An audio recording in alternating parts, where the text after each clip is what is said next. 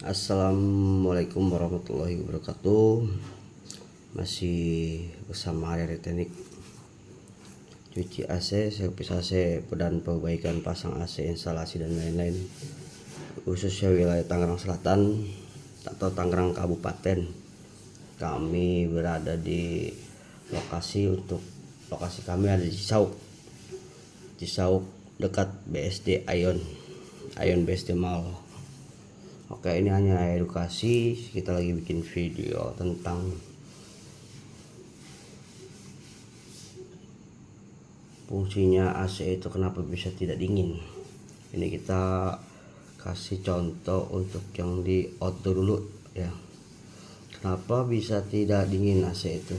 Tidak dingin. Jadi jangan terlalu fokus dengan freon ya, jangan. Karena sebenarnya itu freon itu jika tidak ada kebocoran AC itu freon nggak bakal habis gitu jika tidak ada kebocoran ya. Oke, saya kasih tahu kenapa AC itu bisa tidak dingin. Ini penjelasannya. Satu, kita pastikan AC posisi hidup indoor ya. Oke, setelah 5 menit kita pastikan dari keran outdoor ini, pipanya ini basah atau tidak. Kita hanya melihat aja ya basah atau tidak, dan pipa kecil ini dia berembun enggak, atau dia beku es tidak gitu, atau dia masih kering dua-duanya nih. Kalau masih kering dua-duanya itu kita pastikan lagi untuk unit outdoor itu nyala atau tidak AC-nya. Bisa kemungkinan kabel dari konekan indoor ke sini nih bisa jadi putus, karena saya pernah mengalami kejadian itu dan memang jarang terjadi juga. Kita harus pastikan. Kalau masih belum connect juga, kita pastikan remote-nya dari indoor itu kita pastikan betul atau tidak modenya, mode cool atau mode auto. Kalau jika modenya itu mode head panas atau mode kipas outdoor ini tidak akan menyala gitu loh. Kita pastikan dulu. Setelah kita pastikan benar, remote benar,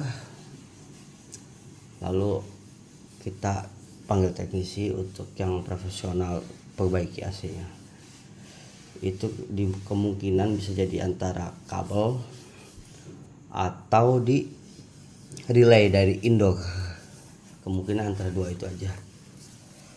Dan satu lagi, jika AC kipasnya berputar, outdoor nyala tapi tidak dingin, kita pastikan fungsinya. Kompresor ini hidup tidak getaran, ada getaran. Karena kalau misalkan kapasitor kompresor ini nih, ini buat kompresor kapasitornya, dan ini untuk kipas blower. Kita pastikan kipas blower hidup atau tidak. Jika ini hidup, ini kita pastikan juga ini hidup atau tidak. Sebaliknya gitu, ini hidup tapi ini tidak hidup, hanya getar tapi ini mati begini posisi, tapi ada bunyi getaran. Nah, kita pastikan itu antara ini kapasitor mati atau dinamonya yang mati.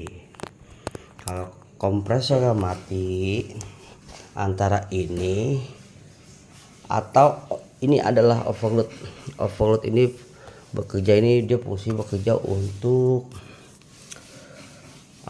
untuk itu overload itu untuk membaca suhu pada kompresor ini, apakah dia overhead panas langsung dia ini pengaman, fungsi ini pengaman biar tidak terjadi konsletan listrik, kebakaran atau gimana gitu. Fungsi overload ini di dalam ini cuma hanya baut ini ya, baut 8 nih, baut 8 kita buka, kita angkat. Fungsi overload kita bisa saja tidak bisa kalau misalkan ini rusak, boleh hujan karena udah malam atau gimana, boleh diperbolehkan untuk kita langsungin tanpa overload, tapi besok lagi kita pasangkan kembali, kita beli lagi overload ya. Karena fungsinya itu untuk di saat udara kompresor sudah panasnya melebihi suhu yang diinginkan, overload ini akan memutus stek, kompresor mati. Kipas tetap hidup, tapi jika kompresor sudah stabil lagi dia akan menyala lagi. Overloadnya sudah kebaca, dia menyala lagi. Kenapa bisa kompresor mati karena overheat? Itu faktor kemungkinannya bisa banyak macam. Kompresor kan sudah tidak layak pakai atau lemah. Kompresor sudah sudah tidak kuat lagi untuk memompanya, press balik.